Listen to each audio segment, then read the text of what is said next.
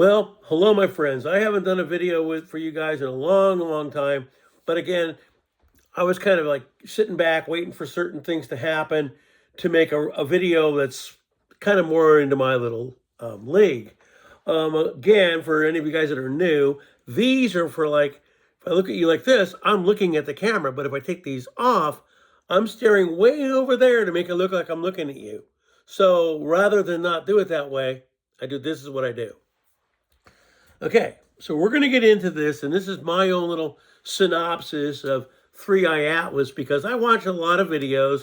I look at a lot of other things and put things together to see where things are. And for all of you guys that have followed me for a while, the majority of my channel has always been Planet X, whatever it is, Comet, Planet, Dwarf Star, whatever it is. That's been my main focus. And then time travel is another one for me.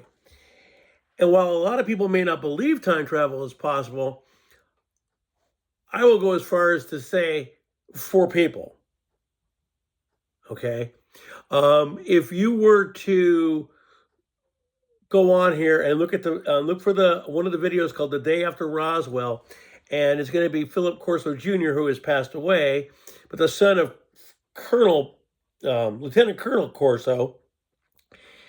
And when he tells you their thing, it is like what I said. It's not people, it's AI robots. And basically, like he says, time is now. There is no yesterday, though it was. There's no real tomorrow, though there is. It's all what it is like where we are right now. It's just today. So for, when they go back and say Jesus, well, he's dying today, if that makes sense. For him, it's today, okay? Even if it was thousands of years ago. Or whatever I did yesterday, for me was that day considered today. And it's hard to grasp, but everything else. But anyway, so, excuse my coughing.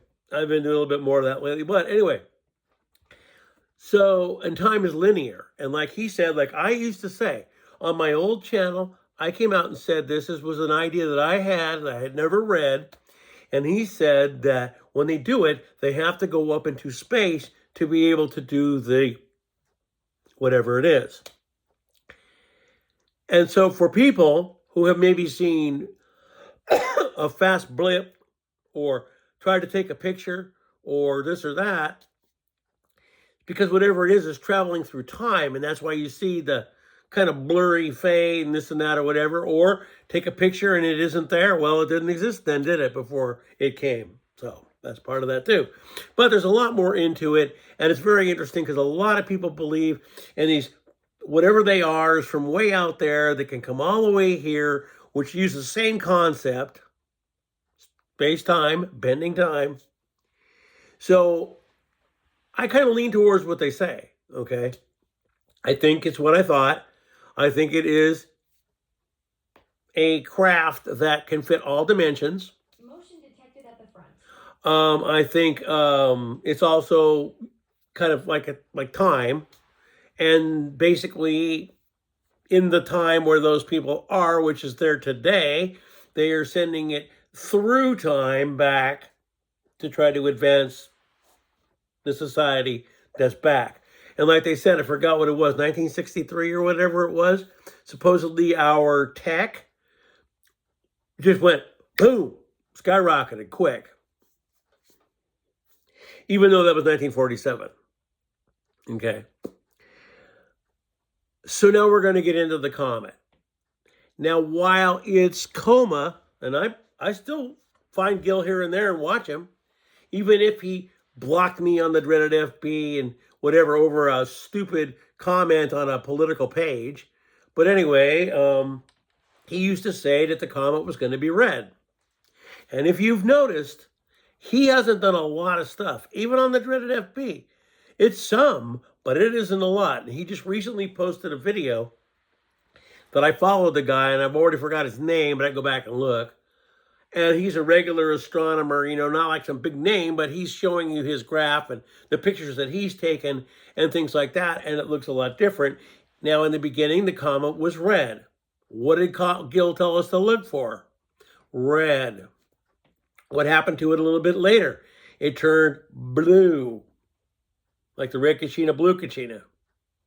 Then all of a sudden, it kind of went red again. Now, every 15 hours, it has like a pulse, like a heartbeat. Okay? Where is it coming from? Another galaxy into ours. What did they say Planet X would do? It would come from another galaxy into ours because we share the same, it shares two orbits. But it takes a long time for it to go way out there and come all the way around and come back into here, and then it goes away, and then it's going to be gone for another 4,000 years or whatever it is. Now, while Gill said its coma would be as large as a comet, it's not as large, as a planet. It's not as large as a planet, but it is large. It's quite large, and most of it's the mist and the stuff coming off of it that makes it look huge. But in reality, what Gill mentioned is exactly, when did this thing first come in? Right around Halloween.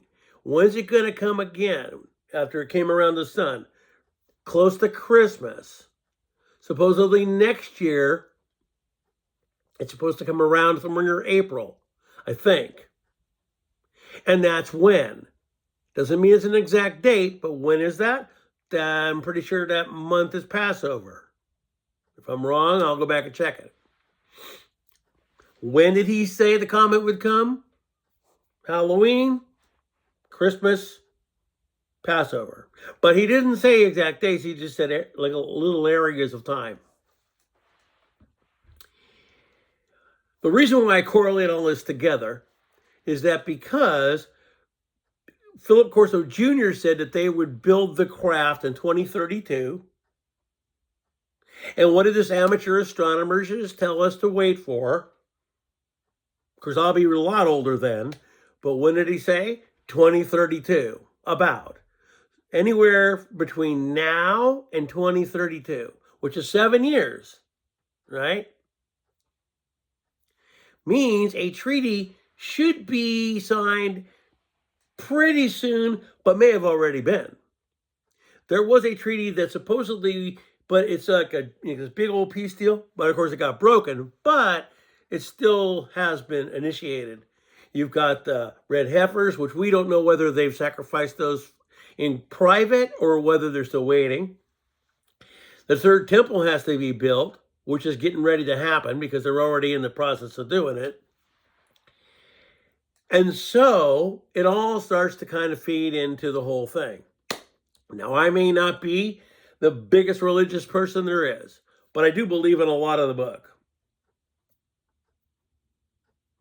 Now they're getting ready to build another telescope, even though there is one on Mount Graham. They're getting ready to build another big one here, huge, to start watching this thing between whenever it's done and 2032 and see where its direction is coming.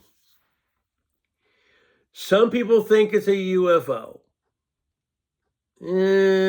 Maybe. Will it be said it's a UFO?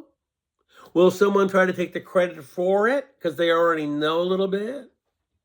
Will that be kind of what they say Project Bluebeam is?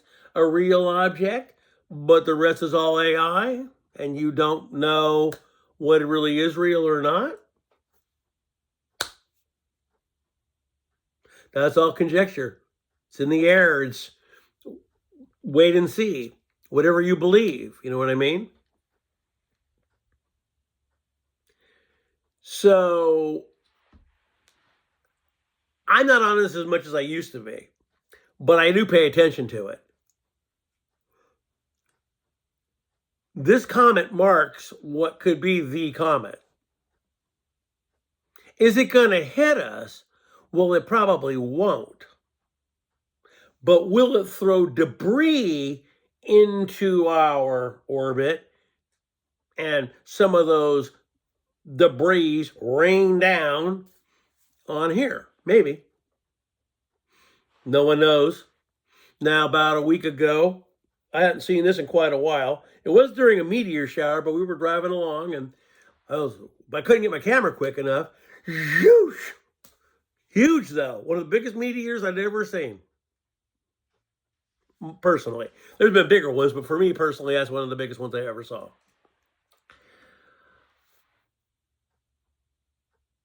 And then you got all this other stuff going on, wars, rumors of wars, this, that, all this other stuff.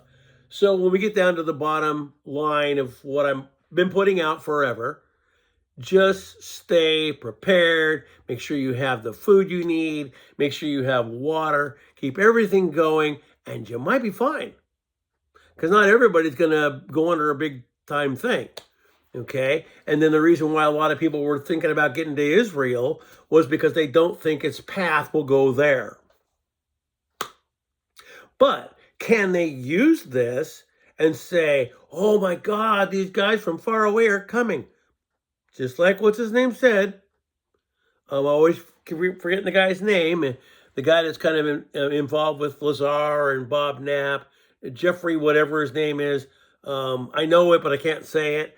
That guy too. And what did he say? He said there would be this announcement of a craft. Have they announced that? Kind of. Avi Loeb has. But the lie is how they're going to do it.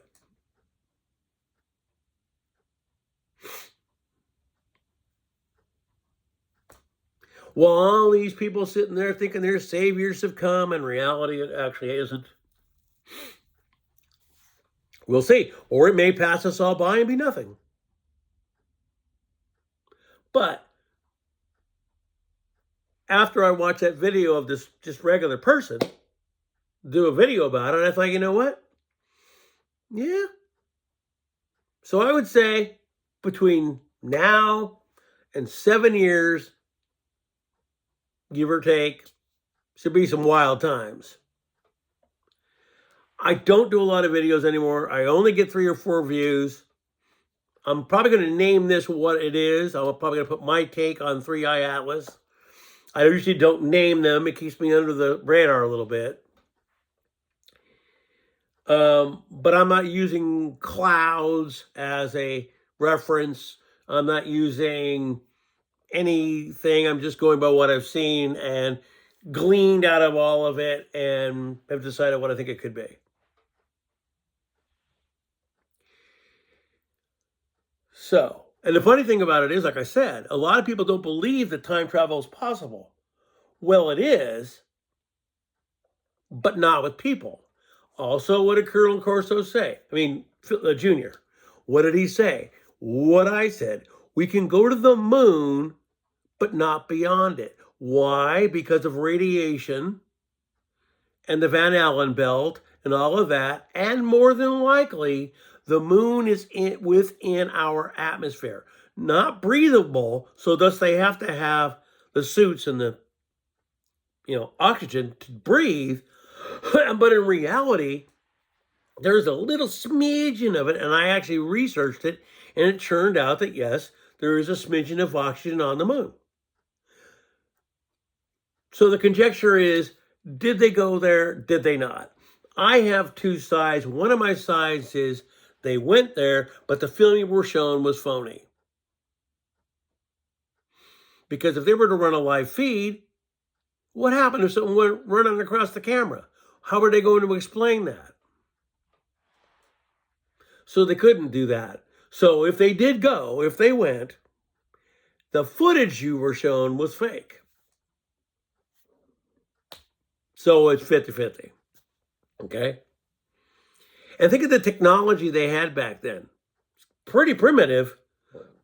And yet, they were able to call from it via radio to the White House to talk to Nixon. But with today's cellular and all that, they can't do that at all. And so I'm going to end it with this. So when Philip Corso Jr. was talking, and they were talking about astronauts who have been to the moon, because they're saying they went, They came back and told all the heads of the certain little group, establishment, how come you're sending us there on a bicycle when there's people already there in Cadillacs? Meaning they have craft that can get there a lot quicker than that kind of stuff. And why? Politics. Why? Because they don't want us to know that they have that kind of technology yet? But that's just conjecture. I'm not saying it is. I'm not saying it isn't. But again, we're going to got 2 more minutes and I'm going to get out of here. Time travel, space-time travel, is exactly the thing that everybody thinks Yoda and his friends can do. But somehow we don't possess that ability. They didn't say it was people. And they said that the things contained two like mechanical brains, like integrated circuits. And one was kind of like a GPS and one was whatever. And they hooked the little thing up to it like a robot. And it flew. Then when it got, if any times they'd sit there and talk about, talking to people and it knew all their languages, it had something like this built on it. So it could understand what you said to it, like SIRI, and say it back to you in your language. He also talked about a lot of things that were done by other forces that weren't really ET from Dagobah coming here and doing stuff to people. In fact, those people might have been made to say what happened to them in a different way, even though they knew what happened. You know what I mean? So I'm going to end my little video there. That's my take on Three Eye Atlas, a little bit of time travel, all that. Some of it might seem as far out as you might think, but you know what? A lot of it is right there on your doorstep. Just got to keep your eyes to the skies, like I always say. I don't put a lot of videos out. I may not do another one for quite a while. But this is because it's up my alley. It's the thing that I know the most about. That I've been talking in circles with my family and my mother and my grandmother and my uncle and this and that since I was 12 years old. Okay? So I do know a little bit about it. Anyway, I'm going to end all that. You guys have a really good day. Take care, and I'll catch you later. Peace. I'll be seeing you. And hang on in there because you never know what might be coming. See ya.